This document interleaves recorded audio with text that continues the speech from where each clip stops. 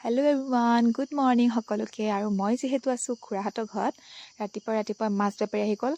খুৰীমায়ে মাছ ৰাখিছে, ৰৌ মাছ আৰু কাৱৈ মাছ। মায়ে যিহেতু খাই ভাল পায় আৰু খুৰীমাও ভাল পায় বাৰু, সেইবাবে মাছ ৰাখিলে দুপৰীয়াৰ বাবে। আৰু এইফালে বায়ে পঢ়ি আছে, মোক খাব দিছে চিপছ।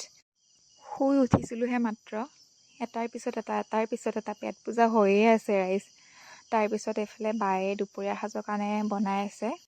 দুপৰীয়া ভাত পানী খাই পেলাই অকণমান ৰেষ্ট ল'লোঁ। তাৰপিছত বায়ে ডিউটি গ'ল, নাইট ডিউটি আছিলে বাৰ। আমিও সোনকালে মেডিকেল গ'লোঁ, কাৰণ মাৰ বেজী এটা আছিলে 24 আৱাৰৰ পিছত। যিহেতু আমাৰ বেজী লোৱাৰ বাহিৰে বেলেগ কাম নাছিল, সোনকালে বেজীটো লৈ পেলাই আমি খুৰাহঁতৰ ঘৰলৈকে আহিলোঁ।